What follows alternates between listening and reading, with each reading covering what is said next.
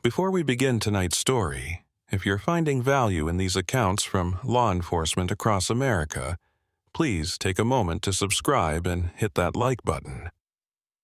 It helps us continue bringing you these true stories from the roads less traveled. And I'm always curious to know where you're watching from, so drop your location in the comments below. Now, let's talk about Highway 491, or as it used to be known, Route 666.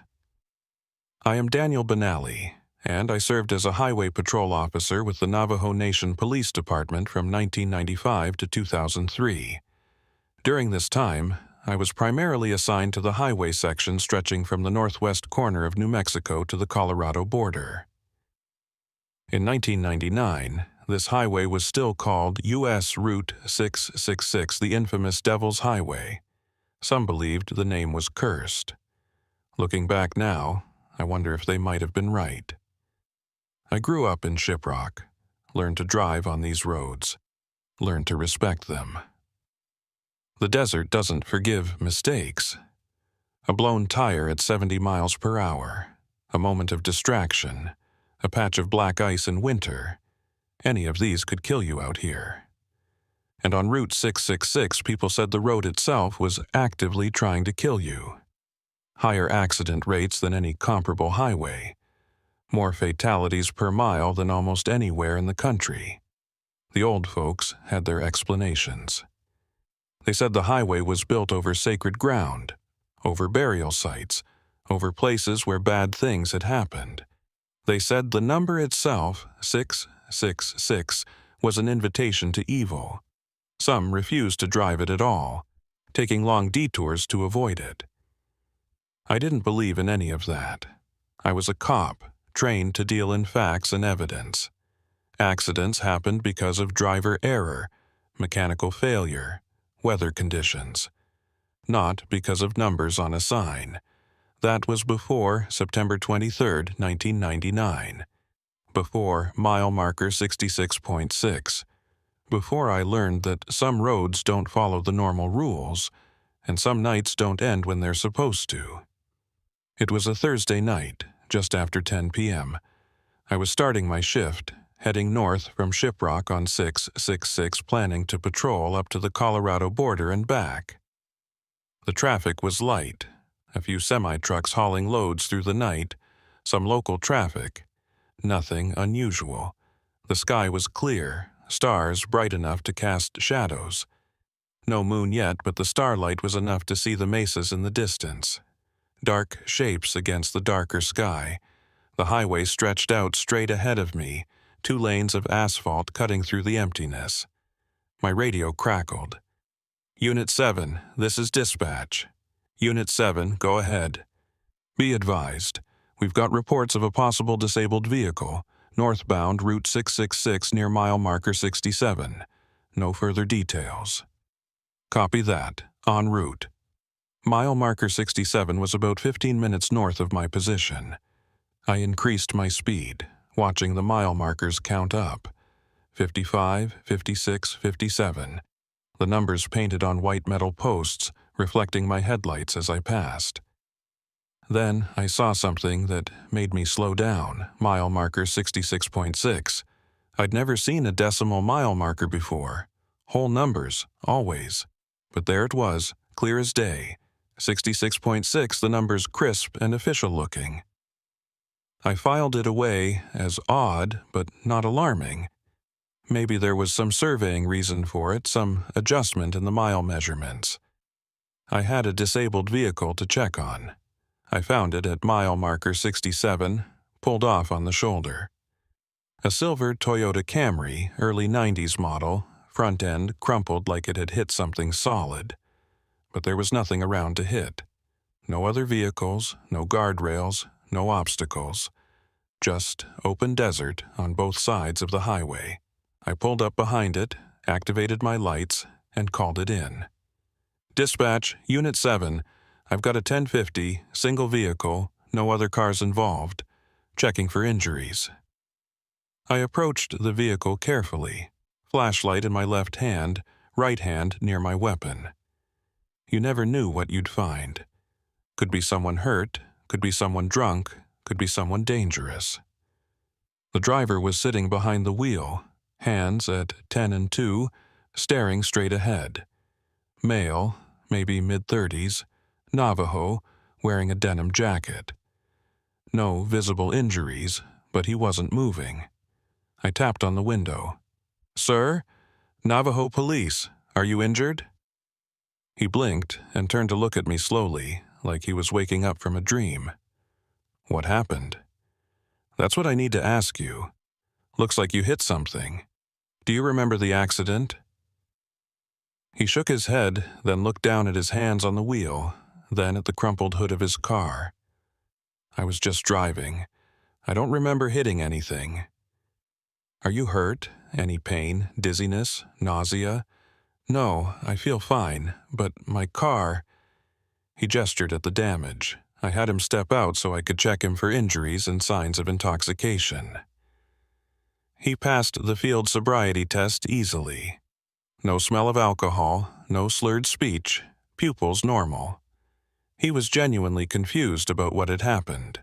His name was Samuel Yazzie from Farmington. He'd been driving home from Cortez, a route he took several times a week for work. Said he'd been going the speed limit, no other traffic around. And then suddenly his car was stopped, and the front end was destroyed. "Did you fall asleep at the wheel?" "I don't think so. I wasn't tired." He looked back at his car. "Officer, this doesn't make sense. There's nothing to hit out here." He was right. I walked around the vehicle, examining the damage and the surrounding area. The car looked like it had collided with a solid object at maybe 40 miles per hour. But there was no corresponding damage to anything else. No skid marks, no debris from whatever he'd supposedly hit. I checked the mile marker. We were at 67, but when I looked south, back the way Samuel had come, I could see that odd marker in the distance. 66.6. "Samuel, do you remember passing mile marker 66.6? He thought about it. I remember seeing it and thinking it was weird. A decimal number, but yeah, I passed it maybe a minute before whatever happened. I called for a tow truck and filled out an accident report, even though I had no explanation for what had actually happened. Samuel didn't have any other way home, so I told him I'd drive him to Shiprock after the tow truck arrived. While we waited, I walked back down the highway to look at that mile marker again. 66.6. Under my flashlight, it looked completely normal. Official green paint, white numbers, standard issue. But I'd patrolled this stretch of highway dozens of times and never noticed it before. The tow truck arrived at 11:22 p.m. I noted the time in my report. By 11:35, Samuel was in my passenger seat, and we were heading back south toward Shiprock. We passed mile marker 67, then 66.6. I glanced at it as we went by, still puzzling over why it existed. "That's where it happened," Samuel said quietly. "Right at that marker. I remember now. The moment I passed it, everything just stopped, like hitting a wall that wasn't there." I wanted to tell him that was impossible, but something stopped me. Maybe the odd marker, maybe the unexplained damage to his car, maybe just the general weirdness of the whole situation. We continued south in silence. I was mentally composing my report, trying to figure out how to explain a single vehicle accident with no apparent cause. Then my dash clock caught my attention. 12:28 a.m. But that couldn't be right. We'd left the accident scene at 11:35. It was only a 10-minute drive. We should have arrived in Shiprock by 11:45. I looked at my watch. 12:28 a.m. "Samuel, what time do you have?" He checked his phone. 12:28. Why? No reason. But something was wrong. We'd lost 43 minutes somehow. I looked at the mile markers passing by, 62, 61, 60. Then I saw the lights ahead. flashing red and blue, pulled off on the shoulder. My lights. My unit. We were approaching mile marker 67 again, and there was Samuel's silver Camry, front end crumpled, exactly as we'd left it. I pulled over slowly, my mind trying to make sense of what I was seeing. I was looking at my own patrol unit from the outside, lights still flashing. What the hell? Samuel leaned forward, staring at his car. That's my car, but we just left. How are we back here? I grabbed my radio. Dispatch, Unit 7, I need you to confirm my position. Static, then a confused voice. Unit 7, you're showing at mile marker 67, northbound 666. You called in at 10 to 50 at that location about 10 minutes ago. Is there a problem? 10 minutes ago. But we'd been driving for almost an hour. I got out of my vehicle and walked toward the scene. As I approached, I saw myself. I saw Officer Daniel Benally, younger version, walking around Samuel's Camry with a flashlight, examining the damage. I was watching myself from earlier. Samuel got out of the passenger seat and walked up beside me. This is impossible. The other Daniel, the earlier one, looked up and saw us. For a moment, our eyes met, and I saw the confusion on his face, the same confusion I was feeling. Then he flickered, like a bad television signal, and vanished. The patrol unit vanished. The crashed Camry vanished. We were standing on an empty stretch of highway.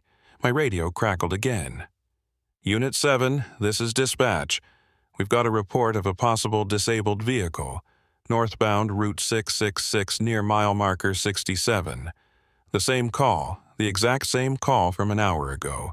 I looked at my dash clock. 10:15 p.m. We'd gone back to before the accident, before the call, before everything. We'd somehow looped back to the beginning. I grabbed my radio with shaking hands. Dispatch, Unit 7, copy that, en route. I looked at Samuel. He was pale, understanding dawning on his face. We're going to do it all again, aren't we? The accident, the report, the drive back, we're stuck. I didn't want to believe it. But as I drove north, the mile markers counting up, I knew he was right. We were caught in some kind of loop, and it all centered on that marker. Mile marker 66.6.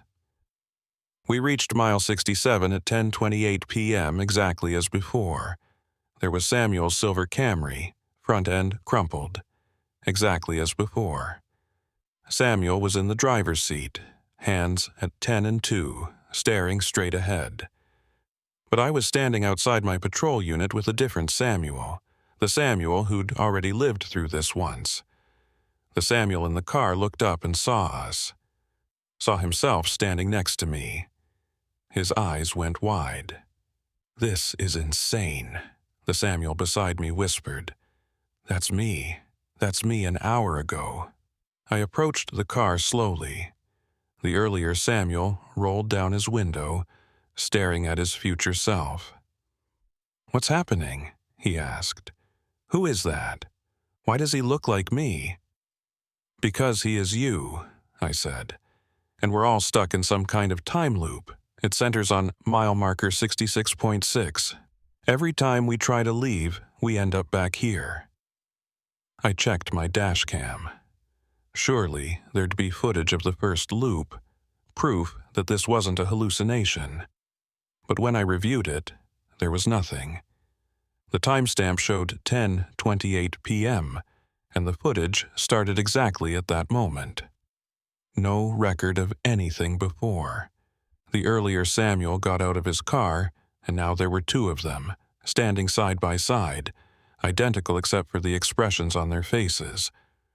One confused and frightened, the other exhausted and desperate. How do we stop this? The earlier Samuel asked. I don't know. I looked south toward mile marker 66.6, barely visible in the darkness. But I think the answer is there, at that marker. We all got in my patrol unit. Both versions of Samuel in the back seat, and I drove south slowly. As we approached 66.6, I slowed even more, examining the area carefully. The marker looked ordinary, just a post with numbers. But as we passed it, I felt something. A shift in the air, a wrongness in my gut. And my dash clock jumped forward, from 10:35 p.m. to 12:28 a.m. in an instant. "Did you feel that?" earlier Samuel asked. "We all felt it," future Samuel replied. I checked my rearview mirror. Behind us, I could see lights. My patrol unit at mile 67, lights flashing just like before. We were in the loop again. But this time, I didn't drive back to Shiprock. I pulled over right at mile marker 66.6 and got out. Both versions of Samuel followed. "There's something here," I said. "Something at this exact spot. Something that's causing this." I walked off the highway onto the shoulder, scanning with my flashlight.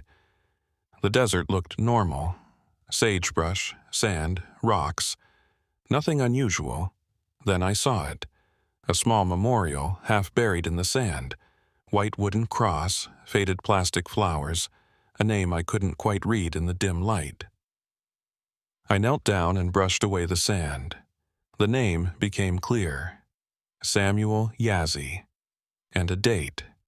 September 23rd, 1999. Today's date. "Oh, God," future Samuel said behind me. "That's me. That's my name. Am I going to die tonight?"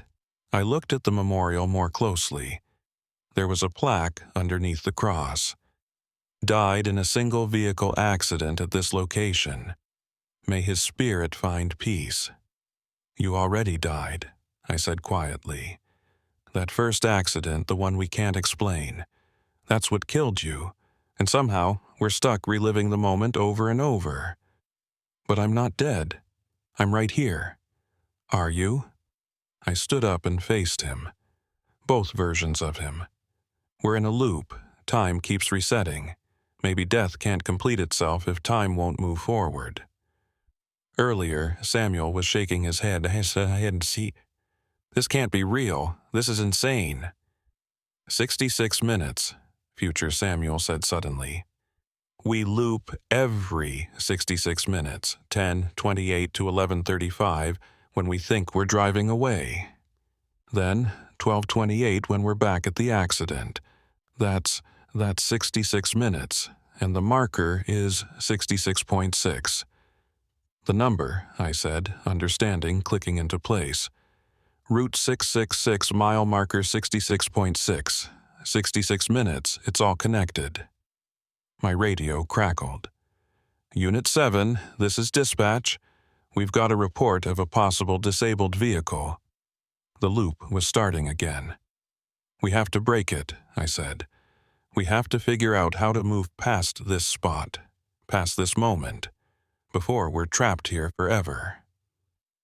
But even as I said it, I felt the clock resetting. Felt reality shifting around us. The memorial flickered and vanished. The crashed Camry appeared at mile 67 behind us. And my dash clock read 10:15 p.m. We were starting over, and I didn't know how to stop it. Loop 3 started exactly like the others. 10:15 p.m. Dispatch calling about a disabled vehicle at mile marker 67. Me driving north, watching the mile markers count up. But this time, I was ready. I had a notebook, and I was writing everything down. Every detail, every timestamp, every observation. Because if the dashcam wouldn't record across loops, at least I could. Samuel. Both versions of him had merged somehow at the end of the last loop, becoming one person with memories of both experiences, was in the passenger seat, gripping the door handle like his life depended on it. "What do we do differently this time?" he asked. "We learn, we observe, we figure out what this thing wants from us. What if it doesn't want anything? What if we're just stuck? Then we'll be stuck writing very detailed notes. We passed mile marker 66.6. I felt that wrongness again, that shift in reality. But I kept driving. Got to mile 67 at 10:28 p.m., exactly on schedule. Samuel's Camry was there, front end crumpled, Samuel in the driver's seat. I approached the vehicle. This Samuel, let's call him Loop 3 Samuel, looked up at me with wide, frightened eyes. "Officer, I don't know what happened. I was just driving and then your car hit an invisible wall at mile marker 66.6, I said. "You died in this accident. We're stuck in a time loop that repeats every 66 minutes. You'll understand all of this in about an hour. But right now, I need you to trust me." He stared at me like I was insane. Fair enough. I would have too. I pulled him out of the car and checked him for injuries anyway, following the procedure. Training dies hard, even in a time loop. While I worked, passenger Samuel got out and walked around, staring at his own crashed vehicle. "It's weird seeing it from the outside," he said. "Knowing I was in there, knowing I died." "You're not dead yet," I pointed out. "We're in the moment before death." The moment keeps repeating. Is that better or worse? I'll let you know when we get out. I took detailed notes about the crash. The angle of impact, the depth of the damage, the exact position of the vehicle. Everything looked identical to the previous loops, but I was hoping to find some variation, some clue. While I was examining the passenger side, I noticed something I hadn't seen before. A symbol scratched into the door panel. Not deep, barely visible, but there. It looked like... I pulled out my phone and took a picture before I could forget. It was a Navajo symbol, one I recognized from my grandmother's teachings. A protection symbol against evil spirits. "Samuel," I called out, "did you scratch this symbol into your car?" Loop 3. Samuel came over to look. "I don't know. I don't remember. Maybe. My grandmother used to draw that, said it would keep me safe." "Doesn't seem to be working," passenger Samuel muttered. The tow truck arrived at 11:22, exactly on schedule. As the driver loaded the Camry, I walked back down to mile marker 66.6 to examine the memorial again. It was there, just like before. Samuel Yazzie, died September 23, 1999. But this time, I looked more carefully at the surroundings. There were other markers nearby, dozens of them actually. Small crosses, faded flowers, names I could barely read. All clustered around this same spot, within maybe 50 yards of mile marker 66.6. I started reading the names and dates. Different names, different years, but the same location. 1934, 1948, 1956, 1967, 1971, 1982, 1991. All of them on September 23rd. Different years, but always September 23rd, and always at or near this spot. My phone rang, startling me. It was dispatch, but the voice was wrong. Static-filled, distorted. "Unit 7. How many loops, how many times will you need?" The call cut off. My phone showed 12:28 a.m. The 66 minutes were up. I ran back to my patrol unit. Both versions of Samuel were already inside, merged into one person again. I could see the confused expression on his face, the moment where his memory of the loop caught up with his experience of it. "Loop 4, I said, starting the engine. "We're in loop 4. "How do you know?" "Because I'm counting." The highway ahead shimmered, and we were back at the start. 10:15 p.m., dispatch calling, mile marker 67. But something was different this time. When we arrived at the crash site, Samuel's car was a different color. Still a Camry, still crashed, but now it was blue instead of silver. Samuel noticed it too. "That's not right. My car is silver." "It was silver," I corrected. "In the first 3 loops. Now it's blue." Loop 4. Samuel got out of the blue Camry, and I did the routine check. Same result. Confused, uninjured, no memory of actually crashing. But when I asked his name, he hesitated. "Samuel Yazzie, I think. Is that right?" "You don't know your own name?" "I know it's Samuel, but the last name, it's getting fuzzy. Passenger."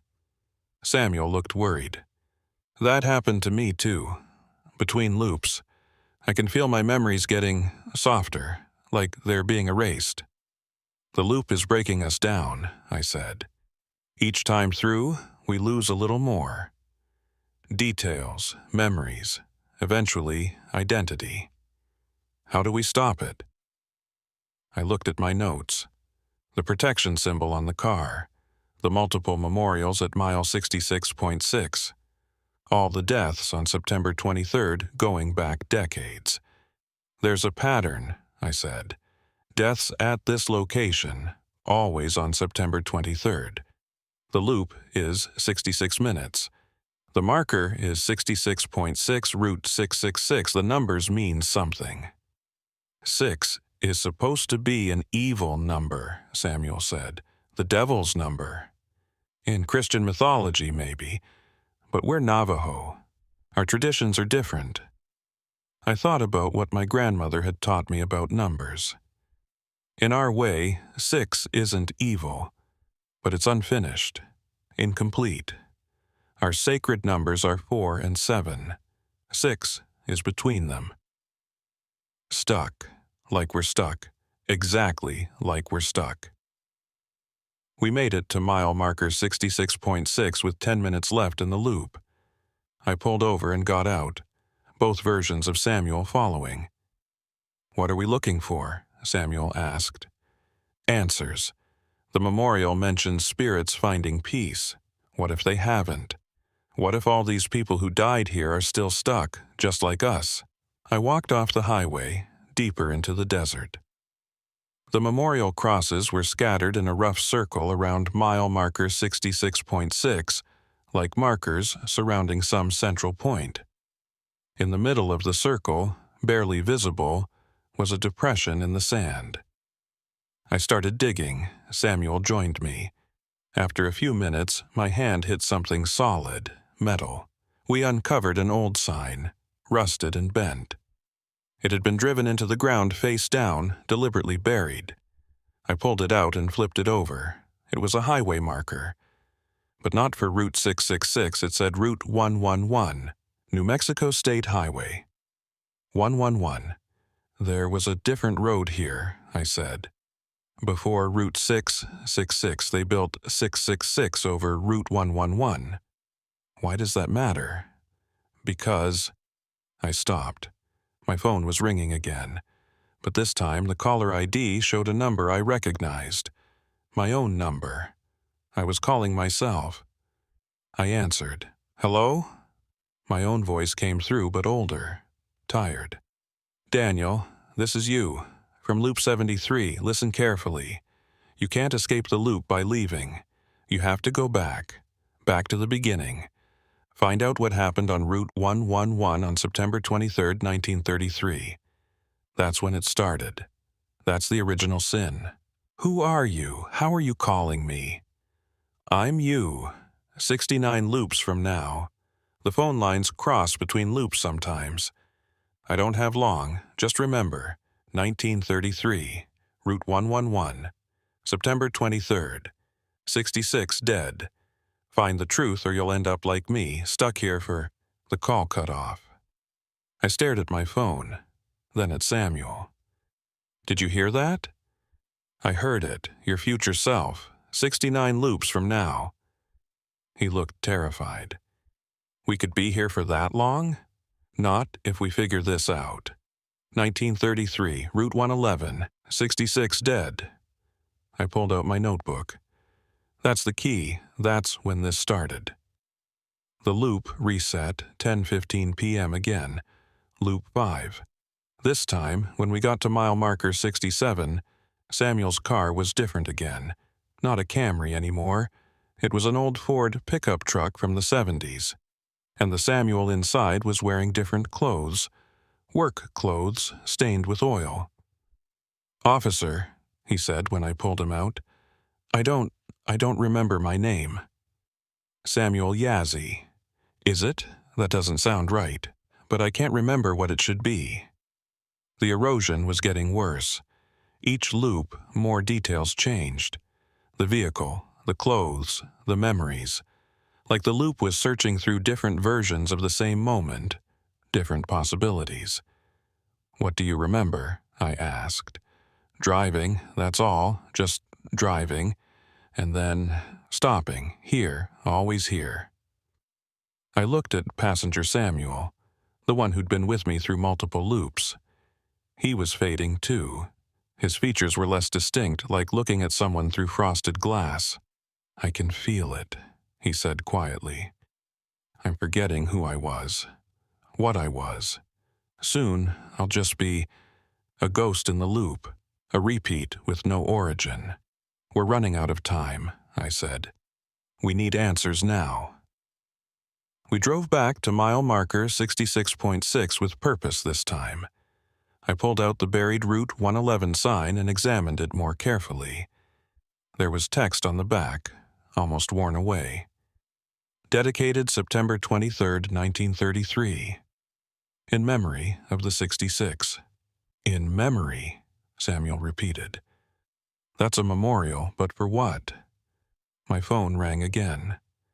Future me, but from a different loop. The voice was even more distorted now. "Daniel, Loop 81, still searching. The massacre. You have to witness it. You have to see what happened. Only way to break. What massacre? Where?" "Here, right here, where you're standing. September 23, 1933, 66 Navajo, killed by... The call dropped. I looked at the ground beneath my feet. This spot, mile marker 66.6, had been the site of a massacre. 66 Navajo killed in 1933, and Route 666 had been built right over it. "They buried the bodies here," I said. 66 people, and they built a highway over them, sealed them under asphalt and called it Route 666, like a joke, like mockery. "That's why we're stuck," Samuel said, understanding dawning. "The victims. They're still here, trapped, just like us, and we drove over them. We've all driven over them for decades. 66 dead, trapped in the ground, and the highway keeps the number alive. 666, mile marker 66.6, 66-minute loops. They're trying to tell us," I said. "Every accident, every death on September 23rd. People are dying on this date because that's when it happened. The loop is their cry for help. How do we free them? We have to see it. Witness what happened. The only way to honor the dead is to know their story." Loop 6 began. 10:15 p.m. But this time, when we approached mile marker 66.6, everything changed. The highway flickered. The asphalt looked newer, then older, then disappeared entirely. We were driving on dirt. The patrol unit looked different. Everything looked different. And there, at mile marker 66.6, I saw them. 66 Navajo people standing in a line. Men, women, children. All with their hands bound, and standing over them soldiers in old uniforms. Federal agents. Weapons drawn. I slammed on the brakes. Samuel gripped my arm. "What year is this?" 1933, I said. "We're seeing 1933. The soldiers were shouting orders. The Navajo people were silent, dignified even in the face of death. I couldn't hear exactly what was being said, But I understood the scene. This was an execution, a massacre, and we were about to witness it. The loop had finally taken us back to the beginning, to the original sin, to the moment that started all of this. And I had a horrible feeling that once we saw what happened next, there would be no going back. The scene unfolded in front of us like a nightmare made visible. September 23, 1933, Route 111, before it became Route 666. The dirt road was barely wide enough for two vehicles, cutting through the high desert under a sky that looked too blue, too innocent for what was about to happen. 66 Navajo people stood in a line, hands bound with rope. They weren't crying or screaming.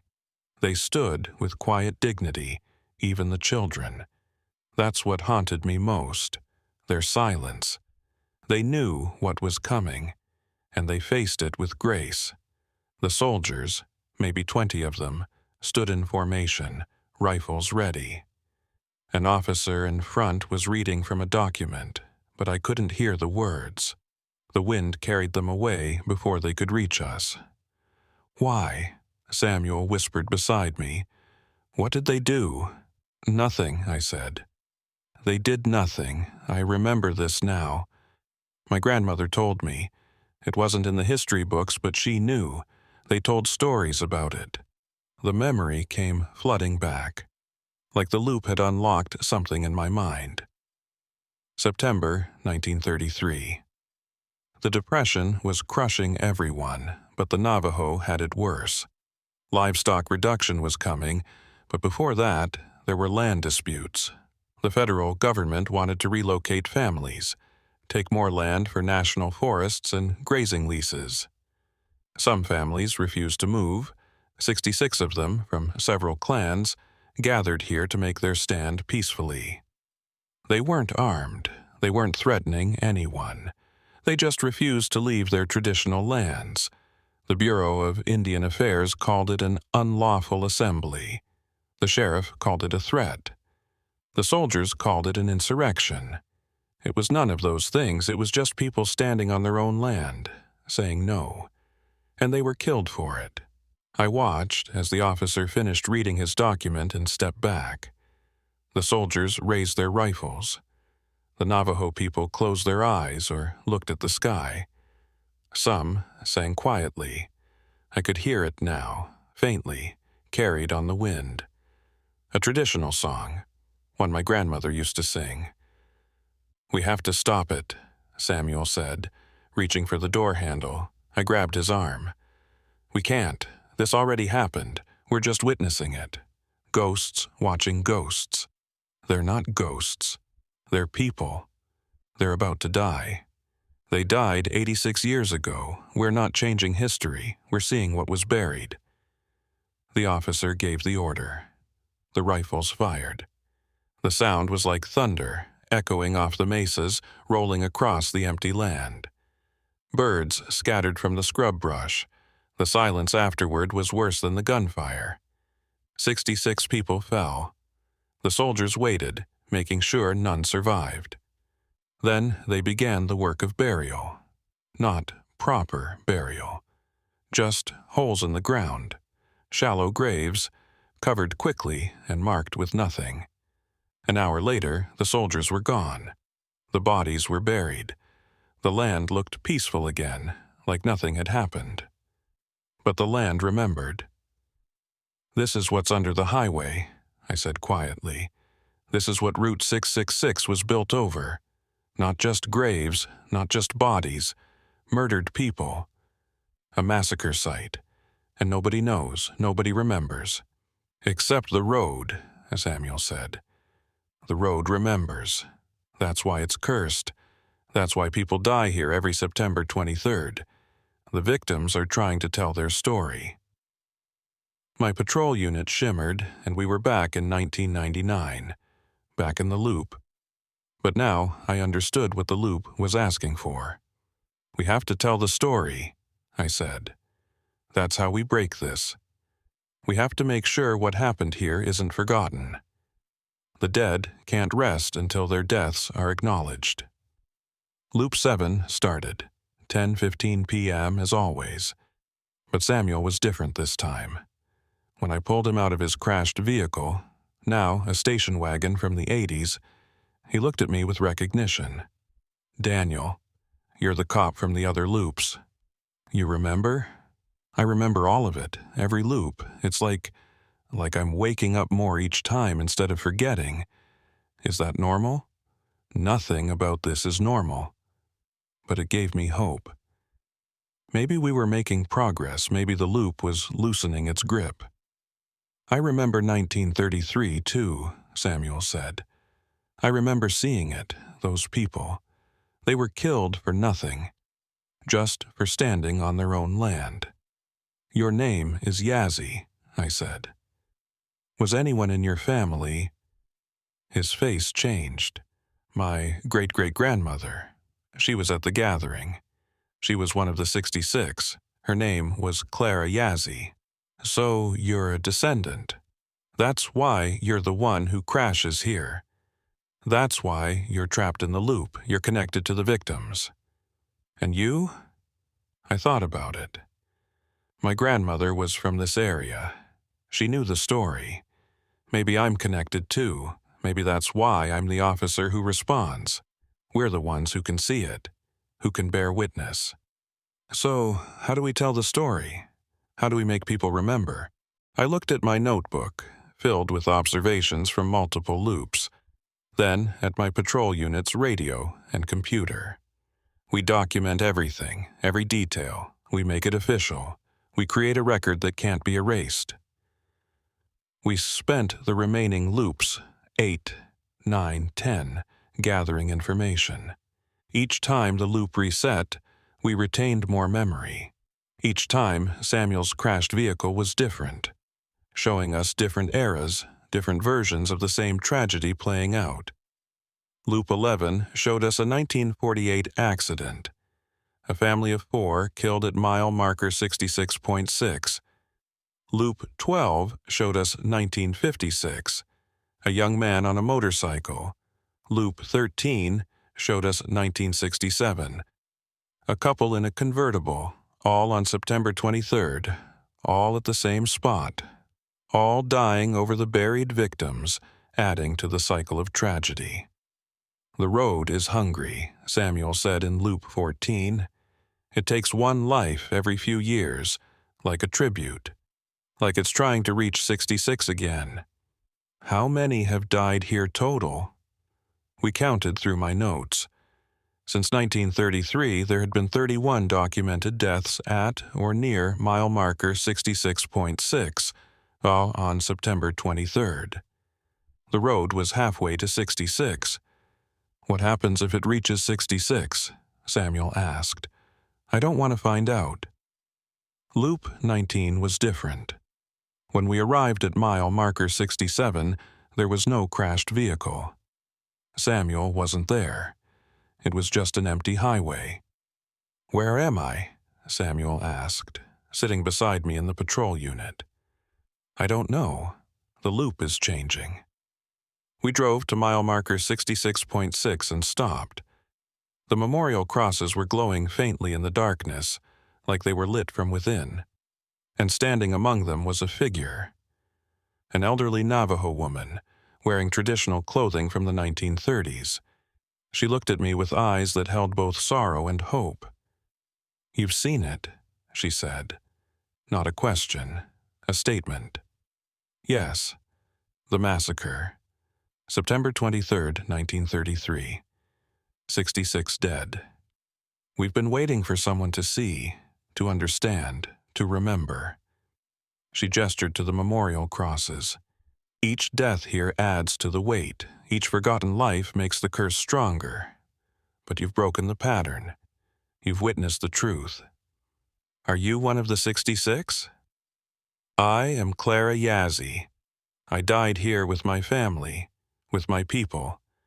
And I've been trapped ever since, watching drivers pass over our graves, day after day, year after year.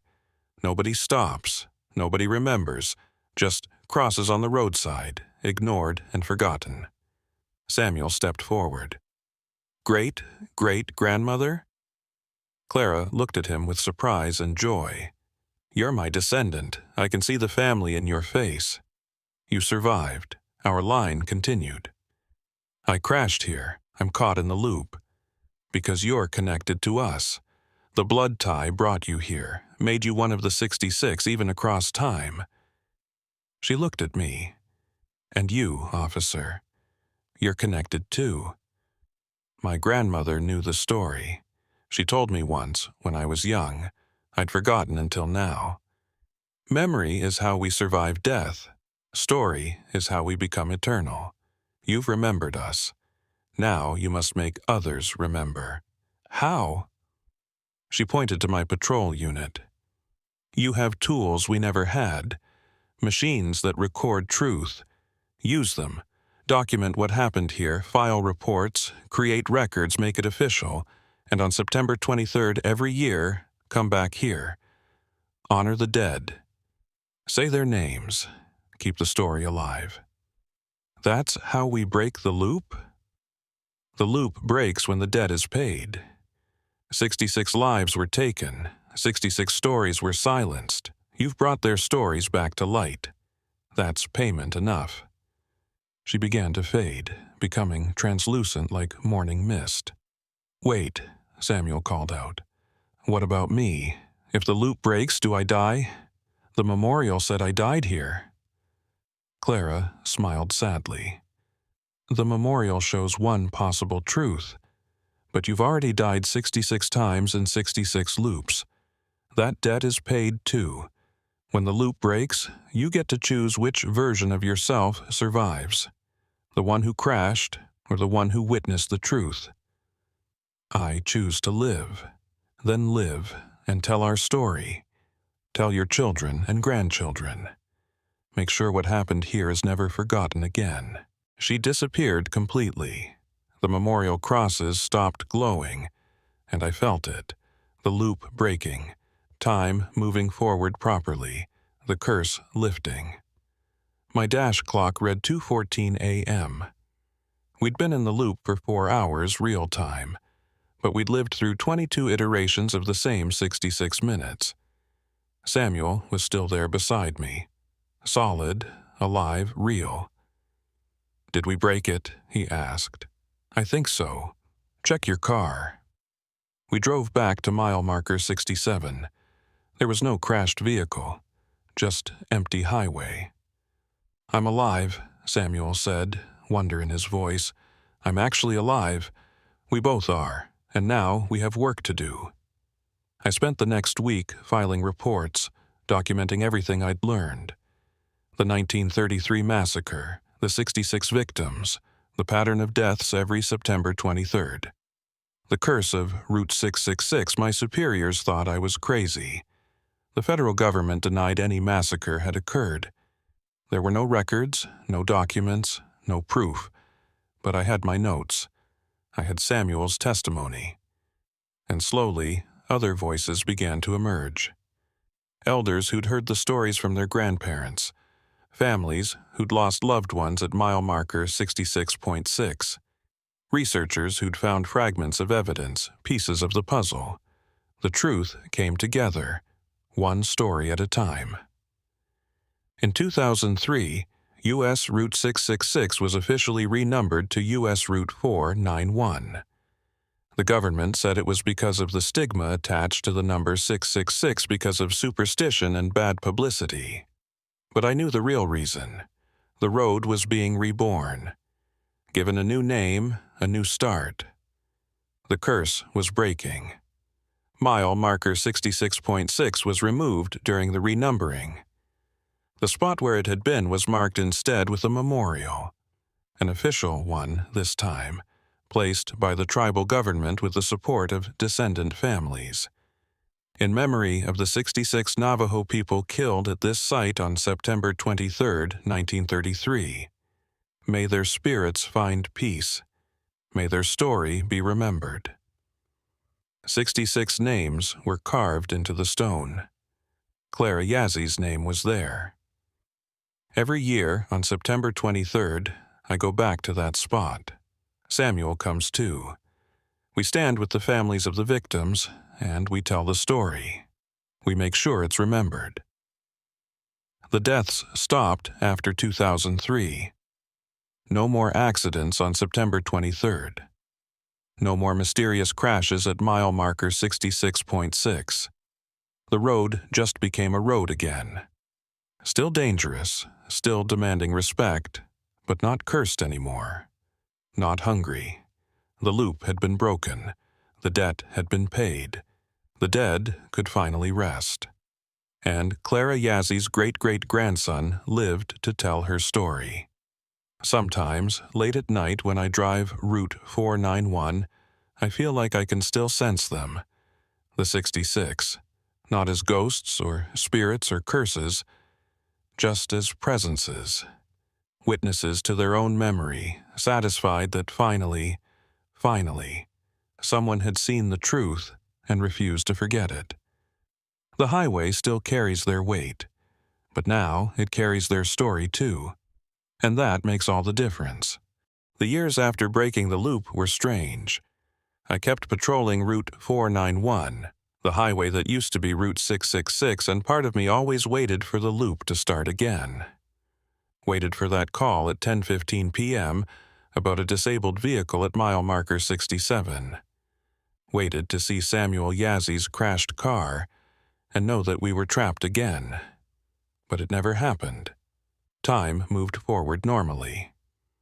September 23rd came and went each year without incident. The memorial stood at the spot where mile marker 66.6 had been, and people stopped to read it, to pay their respects, to remember. Samuel and I stayed in touch. He moved to Albuquerque, got married, had kids. Sometimes he'd call me in the middle of the night, woken by nightmares about the loop, about dying 66 times in 66 different ways. I had those dreams too. You don't live through something like that and come out unchanged. In those dreams, I was always driving, always approaching mile marker 66.6, always hearing that dispatch call at 10:15 p.m. But I'd wake up in a cold sweat and check my clock, and it would be a normal time. 3:47 a.m. or 5:12 a.m. or any number except 10:15. And I'd know I was free, still free. But mostly, life was normal. The highway was just a highway. The curse was broken. I thought that was the end of the story. I was wrong. It was September 22nd, 2003. The day before the 70th anniversary of the massacre. 4 years had passed since we broke the loop. 4 years of normal patrols and normal time and normal life. I was working the night shift, driving north on Route 491, when my radio crackled with a voice I hadn't heard in 4 years.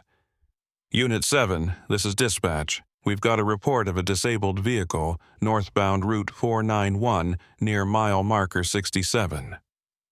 My hands tightened on the steering wheel. The words hit me like a physical blow. No, not again. We'd broken the loop.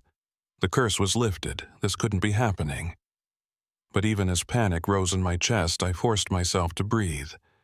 This was just a coincidence, a normal accident on a normal night.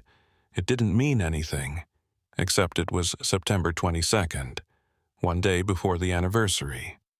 Unit 7, copy. En route. My voice was steadier than I felt. I drove north with my heart in my throat, watching the mile markers. 55, 56, 57. Each one felt like counting down to something inevitable.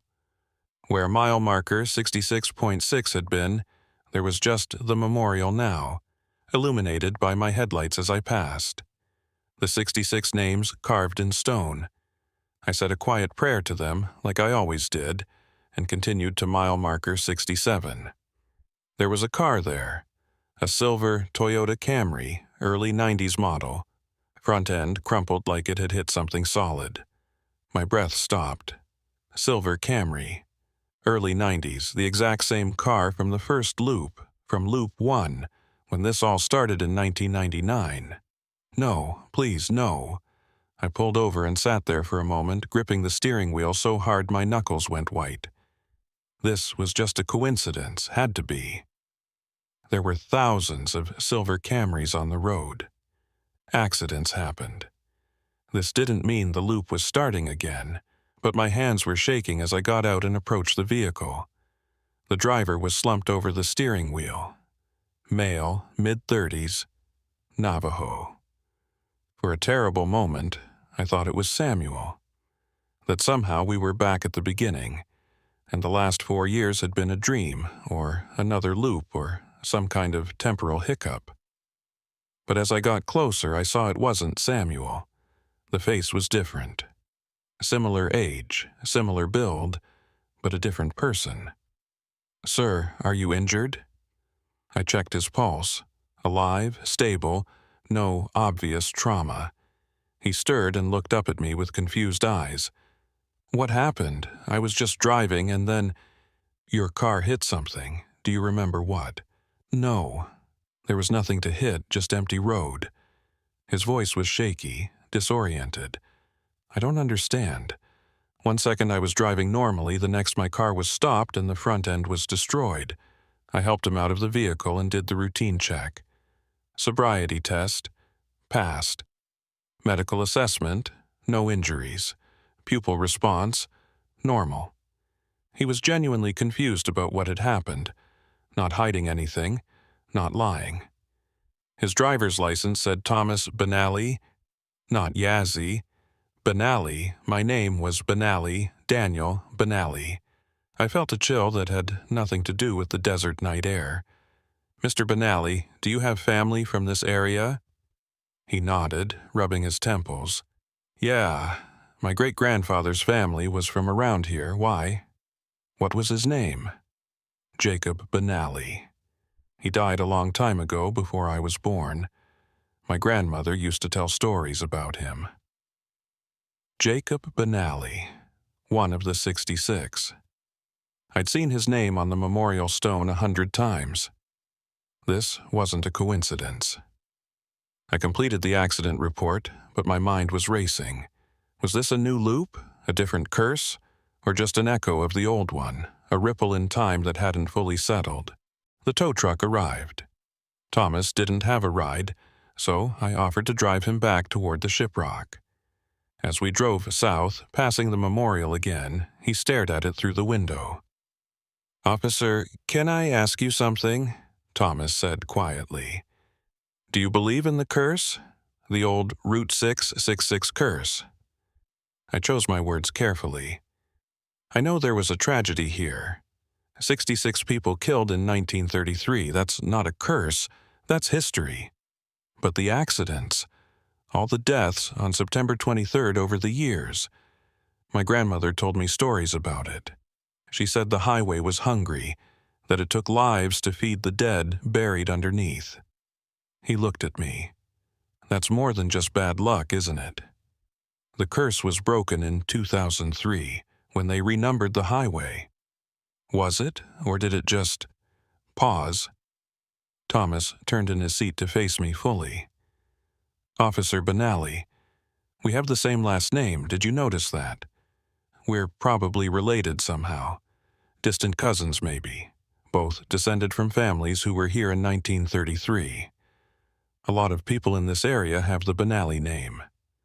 But how many of them crashed their cars at mile marker 67 on September 22nd, one day before the 70th anniversary of the massacre?" His voice was intense now, urgent. "I crashed here tonight. My great-grandfather was killed here 70 years ago tomorrow. You're patrolling here, a Benally like me, like him. Don't you think that means something?" I pulled over at the memorial. The headlights illuminated the stone, the 66 names carved there.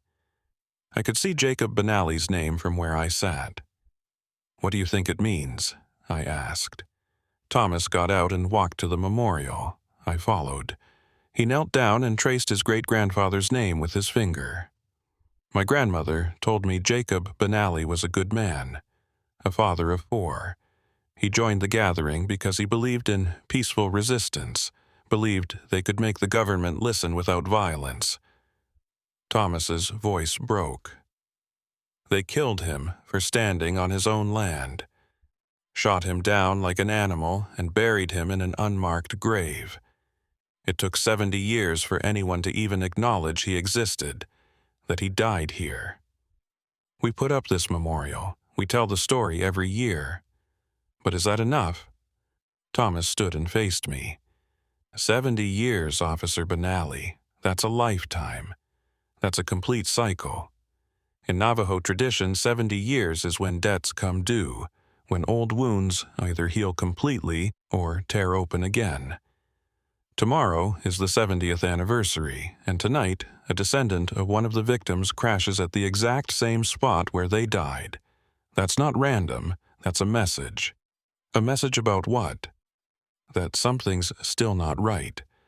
That the curse isn't fully broken. That there's something we missed.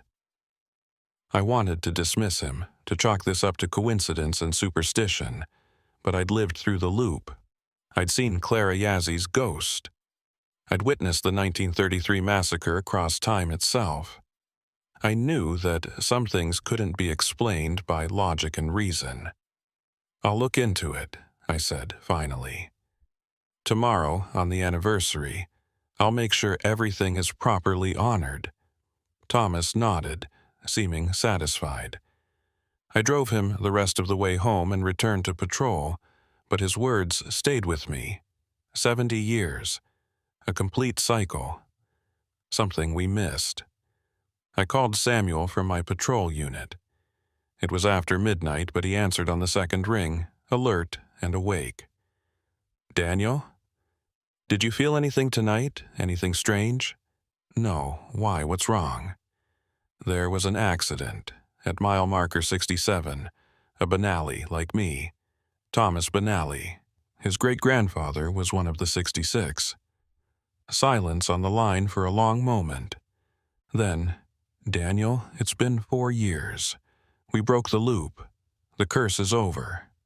What if it's not? What if we only ended one part of it? Thomas said tomorrow is the 70th anniversary. 70 years is significant. Then what do you want to do? I don't know yet, but I think I need to spend tonight at the memorial. See if anything happens. I'm coming up there.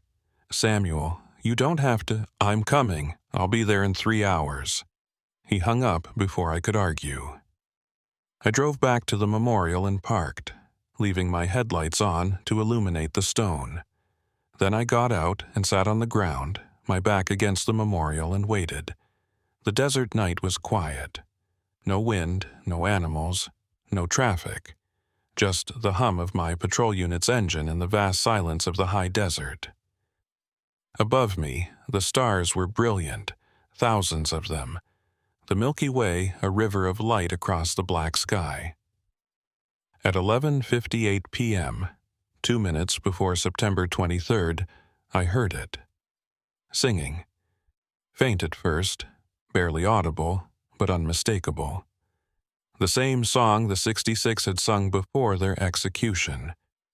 The same song my grandmother used to sing, the one she'd learned from her grandmother, passed down through generations. I got to my feet and looked around. There was no one there. Just me and the empty highway and the memorial stone and the desert stretching away in all directions. But the singing grew louder. Multiple voices now, harmonizing in the traditional way. Men and women and children, 66 voices singing together. And then I saw them. They appeared gradually, like images developing on film. 66 figures standing in a line along the highway, exactly where they'd stood 70 years ago. Not quite ghosts, not quite real. Somewhere in between, existing in that liminal space between past and present, between memory and matter. Clara Yazzie was there, at the front of the line. She looked exactly as she had 4 years ago when we'd broken the loop. Elderly, dignified, wearing traditional clothing from the 1930s.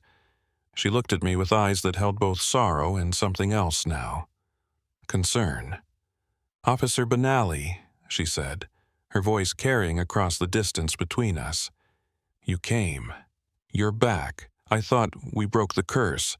I thought you were at peace. We were. We are.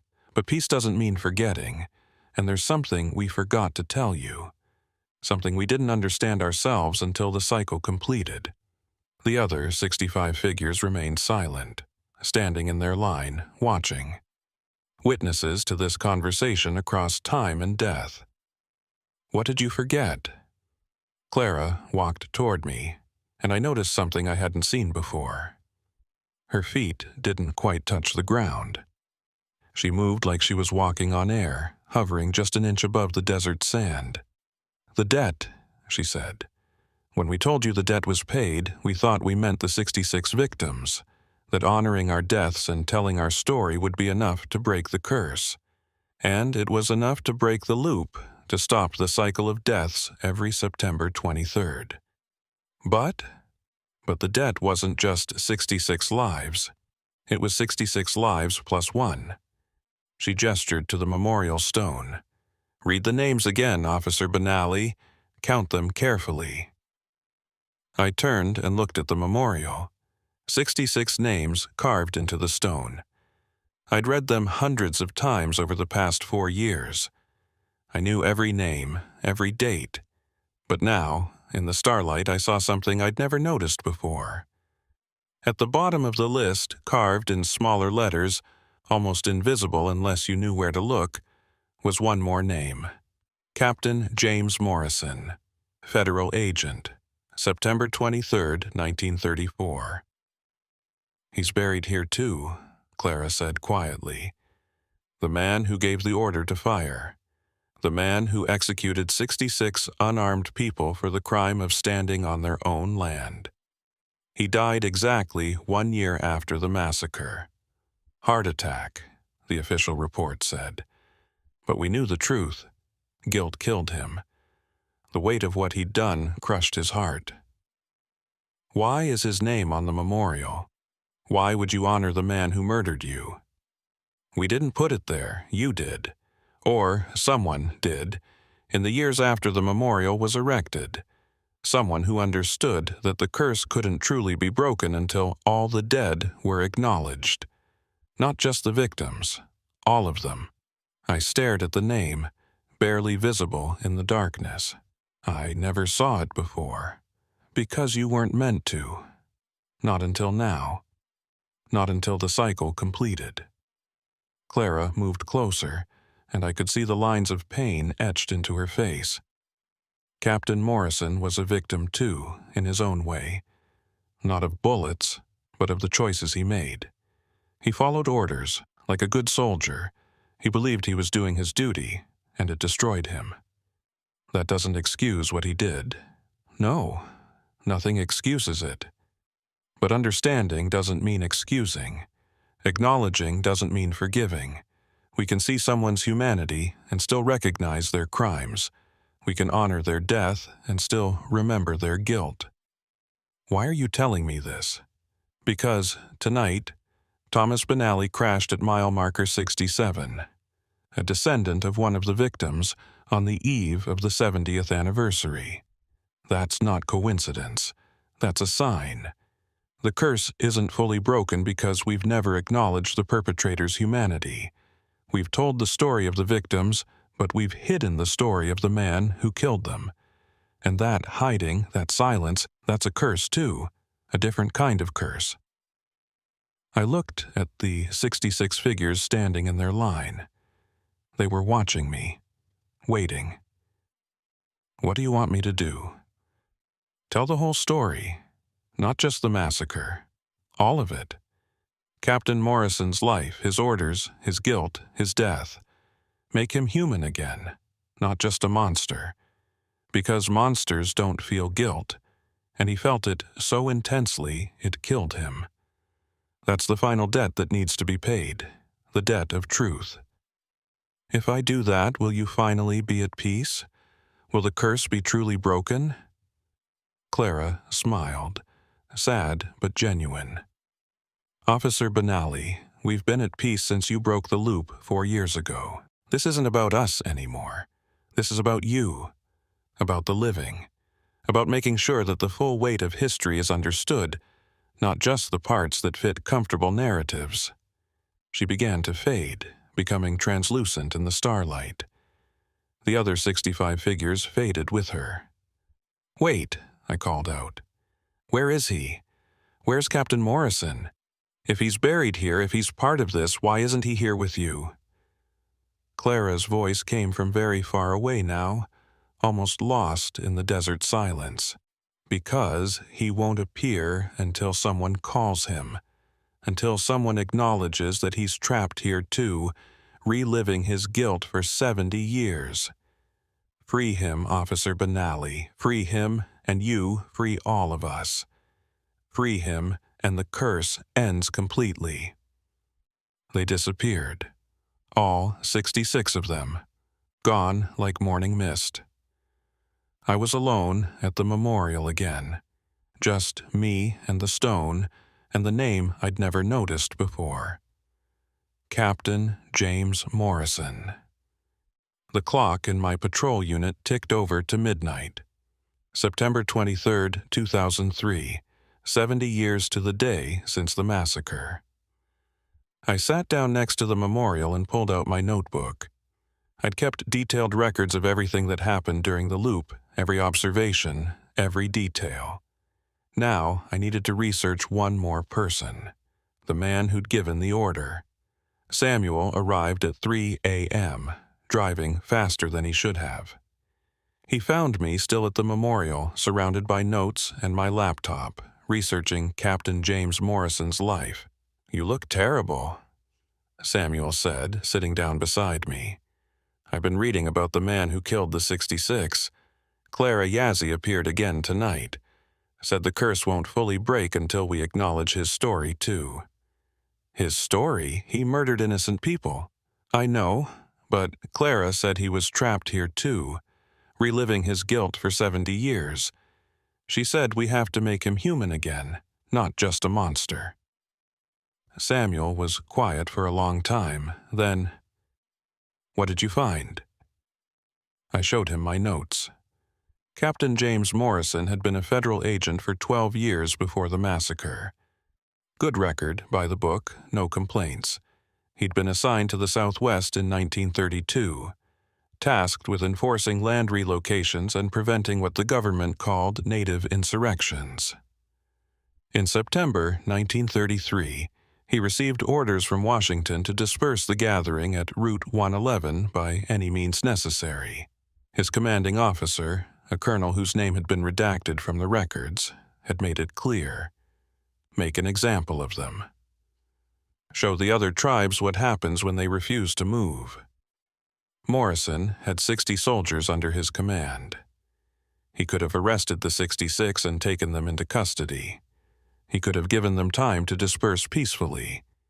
He could have reported back that the situation didn't require violence, but he followed his orders. He lined them up and gave the command to fire. 1 year later, in September 1934, he suffered a massive heart attack at his home in Albuquerque. He was 43 years old.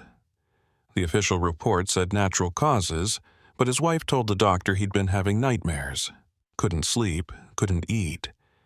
He'd wake up screaming about the desert, about the sound of gunfire, about eyes staring at him from the darkness.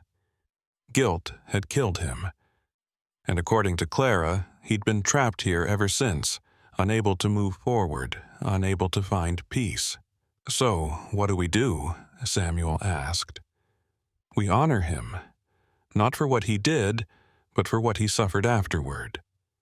We acknowledge that he was human, capable of terrible choices but also capable of regret. We free him from his guilt. And if that doesn't work, then I guess we'll find out together." As the sun rose over the desert, painting the sky in shades of pink and orange, I made some calls. By noon, people had gathered at the memorial. More than I'd expected. Samuel and his family, Thomas Benally and his grandmother, other descendants of the 66, tribal elders, police officers from my department. even some historians and journalists who'd been following the Route 666 curse story for years. I stood in front of the memorial and told them why we were there.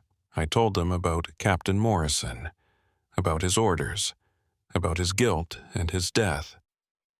I told them about the curse that wouldn't fully break until we acknowledged all the dead. Not just the victims, but the perpetrator too.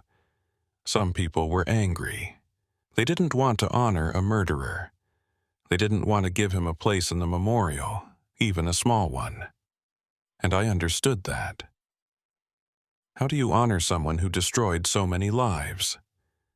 But one of the elders, a man named Thomas Whitehorse, who was 97 years old, stood up and spoke. "My father was one of the 66, he said, his voice strong despite his age. I was 13 years old when the soldiers came. I watched my father die, and I've carried that hatred for 70 years. Hatred for the soldiers, for the government, for Captain Morrison who gave the order." He walked slowly to the memorial and placed his hand on the stone. "But hatred is a burden. Hatred is its own kind of curse. It's poisoned my whole life, made me bitter, made me angry at the world. And I'm tired of carrying it. I'm tired of letting that one day in 1933 define who I am. So if acknowledging Captain Morrison's humanity helps to finally lay this curse to rest, then I'm willing to do it. Not for him, for me, for all of us who are still here, still carrying the weight." Others spoke too. Some agreed with Thomas Whitehorse. Others couldn't bring themselves to extend that kind of understanding to a murderer. The discussion went on for hours, passionate and painful and necessary. Finally, a medicine man named Harold Nez offered to perform a ceremony. Not a forgiveness ceremony, he was careful to say, but an acknowledgement ceremony, a recognition that Captain Morrison was human, that he made a choice that destroyed lives including his own, and that his spirit was trapped here just like the victims' spirits had been. "We're not saying what he did was right," Harold explained. "We're saying he was human. Humans make terrible choices, and those choices have consequences that echo through generations. By acknowledging his humanity, we're not excusing his crime. We're recognizing that the cycle of violence and guilt has to end somewhere. It ends with us. Today." We formed a circle around the memorial. Harold sang the traditional songs and spoke the prayers. He called the names of the 66 victims, honoring each one. And then, at the end, he spoke one more name. "Captain James Morrison, we acknowledge your presence in this place. We acknowledge your guilt and your suffering. We release you from this ground. Go in peace." The wind picked up. Just a breeze at first, then stronger, swirling dust around us in small cyclones. The temperature dropped suddenly, and I felt that same presence I'd felt during the loop, that sense of being watched. And then I saw him. He appeared near the memorial, away from the 66, standing alone. A man in his early 40s wearing the uniform of a 1930s federal agent. His face was gaunt, lined with exhaustion and sorrow. His eyes were haunted. Captain James Morrison. Not as he'd been in life, but as his guilt had made him. Hollow, broken, trapped. He looked at all of us, at the circle of people who'd gathered to acknowledge him, and then he looked at me. "Thank you," he said, his voice barely audible. "For 70 years I've stood here, watching the highway grow over the graves, watching people die in accidents, knowing it was my fault. My choice, my sin. I couldn't leave, couldn't move forward, couldn't escape what I'd done. Why? I asked. Why did you give the order? Because I thought I was following my duty. Because I believed the people in Washington knew better than I did. Because I was a coward who was more afraid of disobeying orders than of killing innocent people." He closed his eyes. "I've had 70 years to understand my choice. 70 years to know that duty without conscience is just obedience, and obedience to evil makes you evil too. He opened his eyes and looked at the memorial, at the 66 names carved there. I don't deserve peace. I don't deserve forgiveness, but I'm grateful that you've given me acknowledgement, that you've made me human again, even if that humanity includes terrible guilt. Because the alternative was being nothing, just a force, a curse, a piece of the highway's malice, and that was worse than any punishment I could imagine. Thomas Whitehorse stepped forward. He was crying, tears running down his weathered face.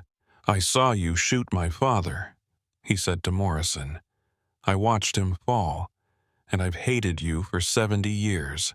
I know. I'm sorry. It's inadequate, but it's all I have. I don't forgive you, I don't think I ever will, but I acknowledge that you suffered for what you did. And that's enough to let me stop hating. That's enough to let me finally move on. Morrison nodded. He looked at me one more time. The curse is broken now. Fully broken. No more loops, no more cycles, no more deaths every September 23rd. The debt is paid, all of it. The victims are at peace, and now I can be too. He began to fade, like Clara and the 66 had. But before he disappeared completely, he said one more thing. Officer Benally, you asked why I appeared to you. Why the highway chose you to break the curse. It's because you understand duty and conscience. You know that being a law enforcement officer means more than following orders. It means questioning those orders, thinking for yourself, choosing right over convenient. Don't ever forget that. Don't ever become what I became. And then he was gone. The wind died down. The temperature returned to normal. The sense of presence faded. We stood in silence for a long time. Then Harold finished the ceremony with a final prayer, and people began to leave. Some in groups, talking quietly. Others alone, processing what they'd witnessed. Samuel and I stayed at the memorial until everyone was gone. Is it really over? He asked. Yeah, I think it is. Finally. What are you going to do now? Keep patrolling, keep watching, keep telling the story. I looked at the memorial, at all the names carved there. 66 victims and one perpetrator, all acknowledged now, all part of the historical record. And I'll make sure both stories get told. Not just what happened, but why, not just the victims, but the system that created the perpetrator. Because that's the only way to prevent it from happening again. Samuel smiled. You're a good cop, Daniel. I try to be. That's all any of us can do. I patrolled Route 491 for another 15 years before I retired. In all that time, there was never another loop. Never another mysterious accident on September 23rd. Never another voice calling me from future iterations of myself. The curse was broken. The debt was paid. The dead were at peace, but I never forgot. Every year on September 23rd, I returned to the memorial. Sometimes with Samuel, sometimes with Thomas Benally, sometimes with Thomas Whitehorse until he passed away at 105 years old, still telling the story of his father to anyone who would listen. We'd stand there and remember. Remember Clara Yazzie and the 66 who died with her. Remember Captain Morrison, whose guilt killed him. Remember all the other deaths over 70 years, all the loops and cycles and repetitions. Remember that highways are built over history, and sometimes that history won't stay buried. Sometimes it demands to be seen, acknowledged, honored. All of it, not just the parts that fit comfortable narratives. Route 491 is just a highway now. A long stretch of asphalt through beautiful, harsh country. People drive it every day without knowing what's beneath it, without knowing the stories it carries. But I know. Samuel knows. Thomas Benally knows. And now you know. The loop is broken. The curse is lifted. The dead are at peace, all of them, victims and perpetrator alike. But memory remains. Story remains. Truth remains. Complicated, uncomfortable truth that doesn't fit into simple categories of good and evil, victim and villain.